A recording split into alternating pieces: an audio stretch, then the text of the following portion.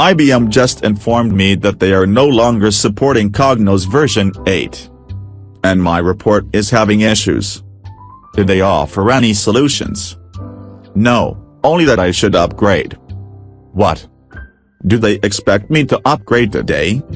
My report is due in the morning. Sorry dude.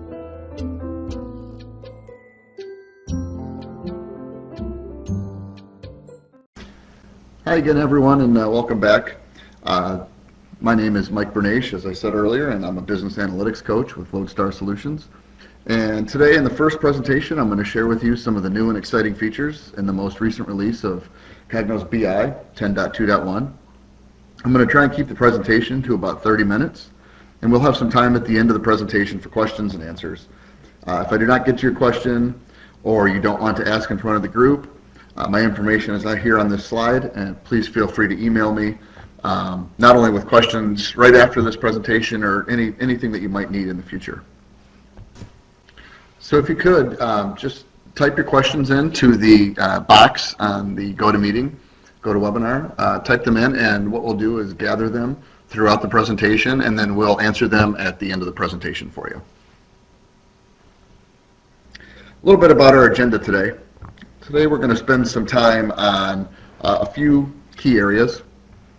The first area is the visualization enhancements, or the RAVE engine, to active reports and normal reports actually in Report Studio.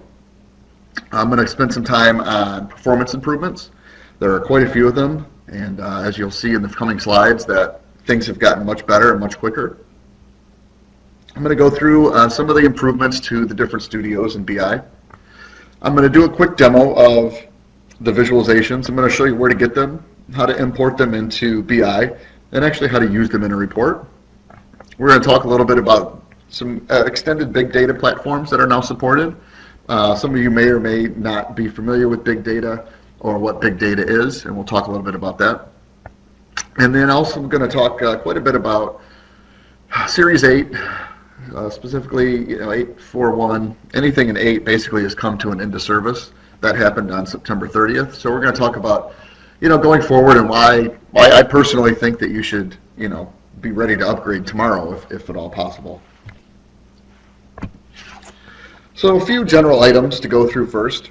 You'll notice when you get into 10.2.1 that Cognos Connection has a new look and feel. Going to act exactly the same, but it does have a new splash screen. It looks a little bit different. There are updated samples with the install, so taking advantage of some of the active reports and things of that nature. It does work with the latest version of TM1 and Cognos Insight. And as I said, that Cognos 8 is coming to an end of service. Actually, it did in September 30th.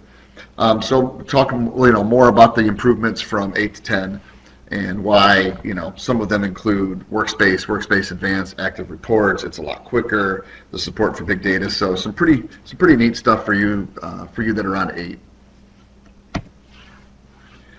So there are 3 main themes to this update of 10.2.1. And actually there is a fix pack available that fixes a number of items. So really I think the most recent version now is 10.2.1.1.1.1.1.1. Really I think it's just 10.2.11, but you get my point. The first big area is the visualizations. So active reports in mobile have what is now called these visualizations. It's using the RAVE engine. And RAVE stands for Rapidly Adaptive Visualization Engine. Really, in non-techie terms, they're really cool charts and graphs that you can put out onto a mobile deployment or through active reports. You can even use them in standard reports. They're really neat, and I'll show you some of those as we go forward. The next big area is performance. There's large performance improvements from certain efficiencies in memory usage, reduced memory footprint, the use of compression, just a lot of neat things that the little techie guys at IBM came up with to really quickly improve performance with this release. And the last big theme is big data. You hear tons and tons and tons about big data and what big data is, and big data really is just a lot of data, and it's a lot of data that nobody really knows what to do with. And so they've support for big data platforms. They introduced some items in 10.2 like dynamic cubes and dynamic query mode. So basically, in this most recent release, they went from supporting 3 or 4 of the big data platforms to quite a few of them. So visualization in RAVE. As I said, RAVE stands for Rapidly Adaptive Visualization Engine. The technology behind this visualization offering is really, really neat. I think once we get into it, you're really going to think it's pretty cool. Really, they're interactive, they're animated, they have a ton of variety. They can include heat maps and spider maps and bubble charts and clustered bubbles and all kinds of neat things that have animation to them. They can fade in and out and do all kinds of neat things. Right now, there's about 30 of them out on Analytics Zone. So for those of you who are not familiar with Analytics Zone, it's an IBM hosted site, and it has a ton of information. For you TM1 users, I know you can get blueprints out there. This Analytics Zone, now you can download these RAVE visualizations. It's kind of a community of geeks, and you can get a ton of cool information, whether you're using BI or SPSS or TM1 or really any of the Cognos products, I believe. So performance. Let's talk a little bit about performance. So there's some main areas that really had some big improvement advances. The first area is in active reports. So those of you who are on using 10, hopefully you've used active reports. If you haven't, what active reports are offline interactive reports. So in essence, you can create a report, you basically build some links inside of it that tie data back, and when you save it, it saves it as a .mht file, and what it does is you can deploy it to a mobile device, so you do not need to be connected to a Cognos BI server. You can shoot it by email, you can have it save out to a portal somewhere. In essence, you don't need to be connected to the BI server to run this report, and it will do everything that a normal connected report would do. You could filter down on data, you could change charts, you could do all sorts of things. There are sliders, and it's really neat items that are in Report Studio. So active reports, they've actually have made the size of the MHT file roughly 3 times smaller, but they've increased its speed by 5 times, using 5 times less memory, holding 10 times more data. So in other words, they're really quick, and they've done a great job with that.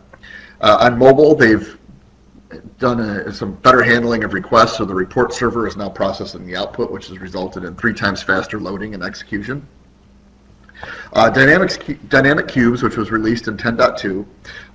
What dynamic cubes are is, for those of you who may be familiar with PowerPlay or Transformer, dynamic cubes is in essence Transformer on steroids.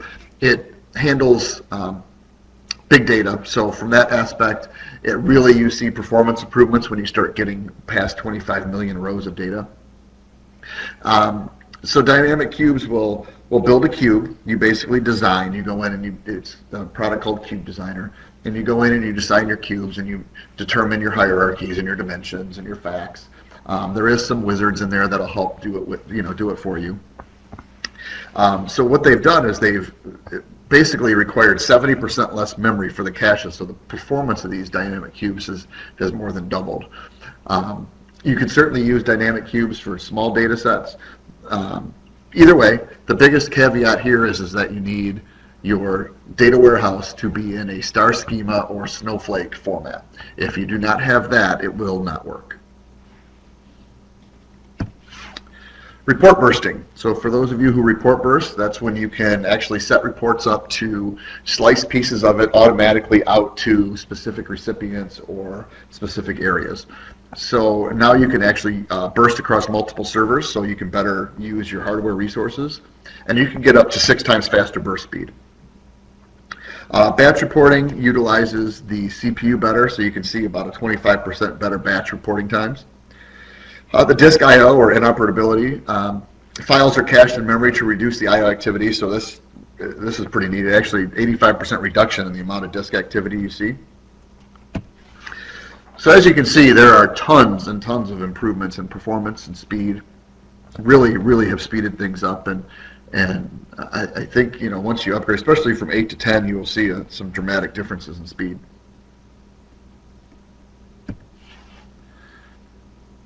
So now we're just going to take a look at some of the improvements to the different studios. So as I said, there's a new look to the splash screen. Not real super exciting, but it just is something new to let you know that you've upgraded.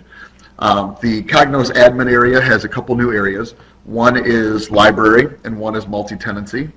So the library is one of the things that I'll show you in a little bit, which holds your visualizations. And multi-tenancy is really when you're running a multi-tenant environment. I'm not sure how many of you out there are doing that, but it's certainly something we can talk more about at a later time. You'll notice that the icons have changed.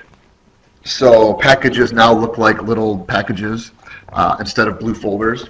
Nothing major here, just a little bit different. I actually like that they look like packages instead of a blue folder or a yellow folder. To me, it makes more sense.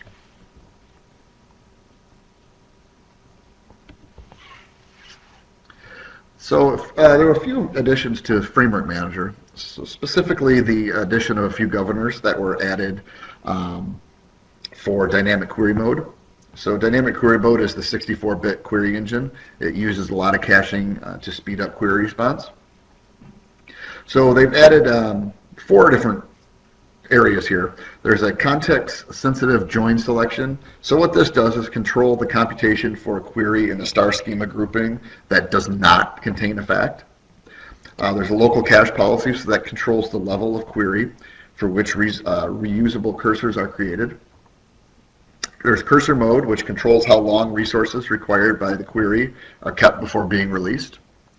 And there's a master detail optimization, which controls whether detail caching is performed on the master detail query. As you can see here, they're pretty much either set to automatic or disabled when you go in, and most of you may or may not use these. But they have added these for those of you using dynamic query mode. So in Report Studio, there's a number of neat upgrades, which includes some upgrades to active reports and the addition of visualizations, which I'll show you shortly. The Microsoft Excel has a grouping and repeating column formatting option. So you can now control how the export works when you export to Excel. You can choose to repeat the rows or keep them grouped, as you can see on the pictures on the next slide. By default, here's the next slide here. By default, the box is checked. So to uncheck it, you would go to File and then Report Properties. And this only actually refers to output for 2007 Excel.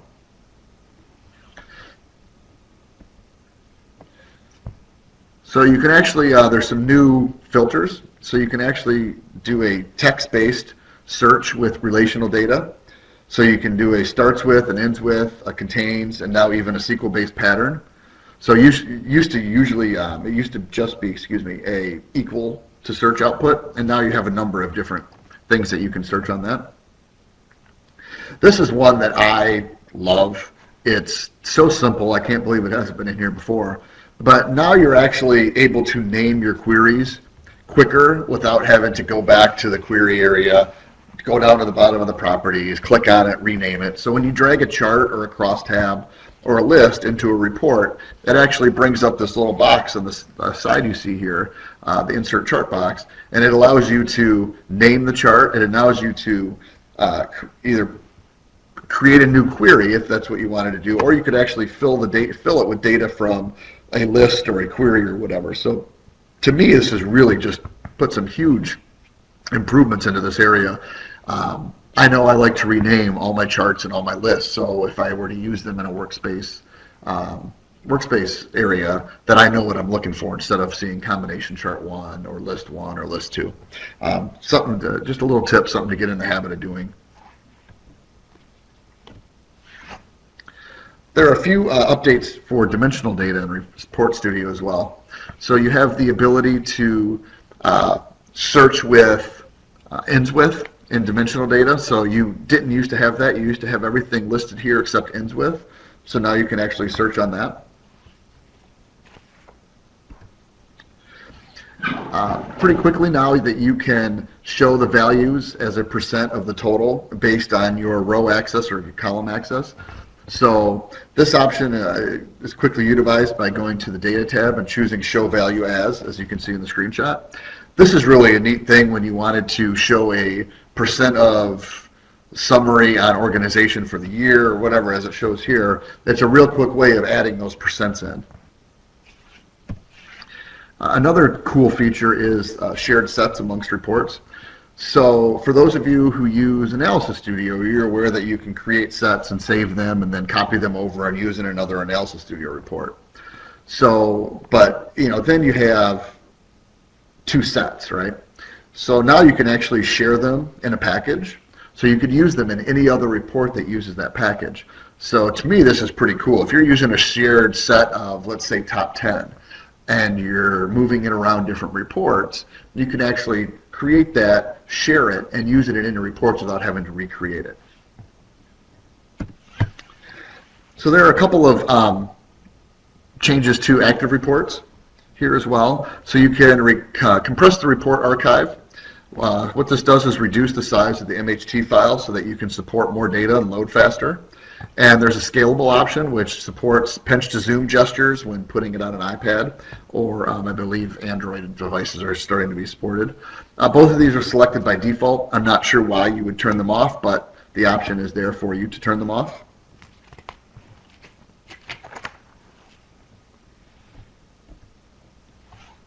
So now I'm going to talk some more about the visualizations and active reports. So as I said, they're really, really neat charts and graphs. They look really cool. Some of them are animated. The RAVE is built, embedded right into the MHT file. So for all you IE users, you have to install Silverlight for this to work. And here is the address to the analytics zone. So there, as I said, there's about 30 of these. Over the next 6 months or so, I'm told that you'll actually be able to create your own visualizations. And I believe as I was looking out there the other day, they actually have a visualization editor that you can download. I have yet to play with it. I think they just released it. But from my understanding is you can take that, download it, and you can actually customize some of these visualizations that are out there and eventually make your own. So, you'll see when I show the graphics here shortly that they're really, really neat. And, some of you are probably saying, well, why would I want to build active reports, or why would I want to do this? To me, there's two reasons really quick. They look a lot better, and when they look better, you're going to look better, and they actually take up less space than a normal graph or chart. So if you use these, you're actually using space. You're going to show your value and your work to the company and to who you might be presenting for, and they're really cool. I mean, I can't say it enough that they're really neat. So let's take a look at these cool visualizations. So I've gone out to the analytics zone, and as you can see, I've gone to the communities, I've gone to the marketplace, and there are, as I said, 30 actually visualizations out there for you to download. You can actually download all of them in this one, or you can just go through and pick and choose which ones you may want. As you can see, there are bunches of them. Some pretty neat stuff that you can do. So I've gone ahead and opened up 10.2.1 here, and if you go into the admin console, you will see this new area called library. This is where you actually bring in the visualizations. It's as simple as importing the visualizations, browsing to the location that you downloaded them, and clicking on one, opening it, hitting import. This one will fail, or it succeeded. I obviously hadn't downloaded that one. If you downloaded it already, it'll fail. So I've imported it, it's succeeded, it's out there, it's been added. I've added all of these other ones, and now it's ready for use. So now you can actually go into Report Studio, and I'm going to, I've created a few, and I'm going to open them up here and show you what we've got.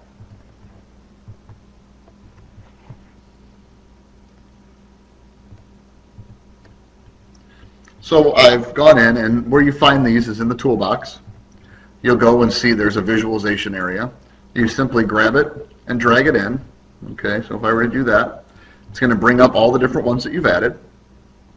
You click it, you hit OK, and now you'll have that in there. I've gone ahead and added a packed bubble chart in. I've added margin and revenue into it. I've added the product type and the product lines. Okay, and if I go ahead and run it, you'll see that everything that I've added has come up, and it's a really pretty neat chart. I'm going to go ahead and open one more, and this one is allows you to actually drill down into it a little bit. So as you can see, I've brought in the different products from the sample data. I brought in the year, and if I were to click on, I believe this is personal accessories, it will actually drill down and bring up everything under personal accessories, okay, and show you the different sizes. I believe I'm using revenue here. Obviously haven't formatted it or added a title or anything. I just did this quick just to show you how they work. You can actually click down more on it, and it'll actually take you all the way down to the product line. Pretty cool. So there's definitely there's some really neat things that you can do. Definitely something that you should check out. Again, those of you on 8, come on over to 10. Enjoy the cool active reports and all the cool visualizations. So on to Cognos Mobile. So there have been a number of improvements on the mobile side. There's actually an iPad app that you can download from the Apple iTunes Store and check out a lot of the great features and samples. There's some really neat samples on there. So for those of you who have an iPad, great way to get familiar with it. They've added some automatic configuration by an emailed URL. So your admin can send out a URL to users, and they click on it, and it actually will configure so it will read your BI server. As I said, there are faster reports. You can zoom in and out of reports on active reports. There's now audit logging for mobile, which there wasn't before, and some touch-friendly prompts. Just some really neat things that they've added to Cognos Mobile.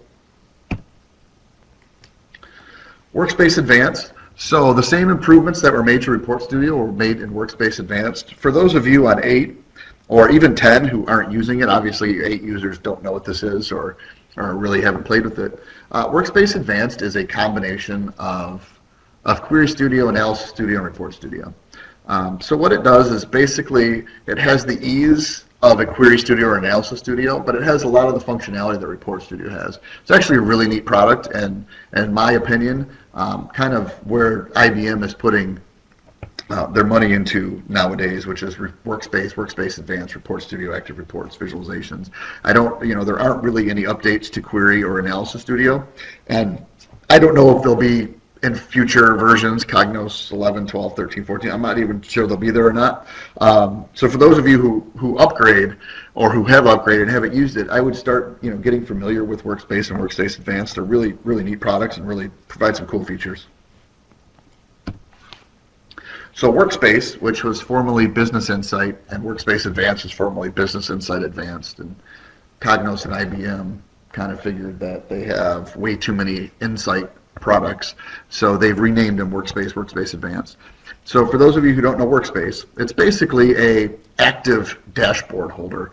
So you can empower users for self-service to take and basically drop objects which are created in Report Studio. A list report, a list report's an object, a crosstab's an object, a chart's an object. So anything that's in a report, and you can actually drag those right into a workspace. It's kind of a canvas, and you can create your own dashboards on the fly. You can actually create dashboards for the whole company to use, put them out there, but it's really all for self-service, which is really neat. So in here, they've really improved the sliders and filters. They used to be a little difficult to use, but they actually now have something built in where they will map like items, and I just did the air quotes, you didn't see it. They will map like items in sliders and value filters. Okay, so before, if you had an object from one report that had years and you had another that had data using year, but it wasn't using the exact years dimension, it was using something different, it wouldn't link those. It wouldn't know how to link those. But now it actually does. It knows that year and year is the same thing, and it will link them and allow you to put a slider filter on there. It will actually automatically refresh filter values and sliders and filters when source data is updated. So if you add a, say, sales rep, before it would not show up. Now you can actually hit refresh into the filter, and it will actually grab the most recent data. So drill behavior retains formatting and nesting, and it will actually give you some chart recommendations when you're pulling information in with charts. It'll say, hey, do you want to use this chart or that chart? So kind of a neat feature. Dynamic cubes I talked a little bit about. There are some improvements to dynamic cubes. You can actually secure the dimensions and attributes. You can have user-created table security. It actually has support now for first and last and current period, so relative time aggregation rules, which is kind of neat. It has some auto design enhancements, so for detecting some levels. There's a really great book that was written by a number of really smart people. It's the Dynamic Cube Cookbook, and if any of you haven't seen it or you want a copy of it, please just contact me and I'll be more than happy to send you a PDF on it. I actually met out at IOD the gentleman who wrote a good portion of it. Extremely smart guy, and I know that they are fully dedicated to dynamic cubes and what they have to offer in the future. So definitely something to check out. For those of you who haven't used it, please get in contact with us and we can help you get started on it. Really neat product. So we're going to talk a little bit here about big data. So they've added support for Amazon Web Services, Cloudera, Hortonworks, Apache. So basically, we have at IBM and Cognos can now cover almost all the big data platforms, especially all the big ones. If you take a look at this little chart here, so we're really supporting, and I know big data is still a big topic. And I know it'll be continued to be supported and increased for support on different sources of big data. So now I want to talk to you guys who are on 8. First of all, come to 10. Come on, you can do it. Come over to the 10 side. It probably seems scary. It's really not. We can typically do the upgrade pretty quick. If you're paying for support, your upgrade's already included. You just have to switch. So basically, as I mentioned, IBM stopped supporting Series 8 on September 30th. So based on everything I've told you and all these different enhancements, it's a great time to contact us, or maybe you're not a customer of ours and you want to be, or maybe you have your own partners you use. Talk to them. It's definitely something that you want to look into. There's a product you can use called Lifecycle Manager, and it actually connects source and target environments, and it validates and executes reports in both our environments, and then it compares them. So it basically says, okay, well, did the upgrade go fine? The reports are the same. So you can test a number of reports from Report Studio or Query Studio or Analysis Studio, any of those things. So it's definitely something that'll help get the conversion done, and hopefully from this presentation and talking to other people, and maybe you were out at IOD and you saw some cool things in 10, or you got to play in one of the labs. Hopefully it's something you're looking to do here in the near future. So I've talked a lot about 10.1, 10.2.1. I haven't really told you much about us, and you'll probably hear this repeated a few times, but at Lodestar, we're educators of business analytics. Sure, we can help you implement software. Sure, we can sell you software. Sure, we can help you service different things, or we can create reports for you. We can do all those things. But we really want to be known as educators. We want to educate you. We want to help get your self-service goals. We want to help you make sure that your project is successful. So we want to educate you, and we want to be known as the educators. That's our goal. We want to know. We want you to know that we're going to be your partner for life, but we're more importantly, we're going to educate you, and we're not going to spend months and months and months and months and months on a project with you just so we can bill hours and make money.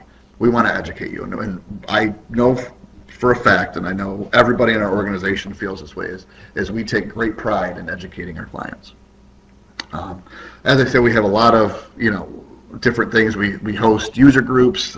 Now, this one in virtual and in different areas. We do a number of different webinars. I know we're branching off into some really cool software agnostic workshops and things of that nature. I know Heather will be on in a little bit to talk to you more about requirements, the psychology for requirements gathering. So there's some really cool things that we're doing. Please check out our website. It's pretty brand new. It's only been updated maybe the last couple months. It's brand new. It's got a ton of cool things on it. We have great blogs. We're all charged with writing blogs. We probably put 2 or 3 new ones out there a week. So check it out. Also, we're a certified woman-owned business. Heather Cole is our president and owner of the company, and she's responsible also for the sales team, and you can see Ian and Corey listed here. And Bethany is in charge of our project management and our services team. So that's a little bit about Lodestar. I want to thank you so much for being here. It does mean a lot to us that you're here. I hope that you'll be involved and want to ask questions and want to provide future topics for us to talk about. We're really open to doing pretty much anything. We want this to be fun. We want you guys to feel engaged. I really hope that you've enjoyed this part of the presentation. And I'm going to now turn it over to Melissa, I believe.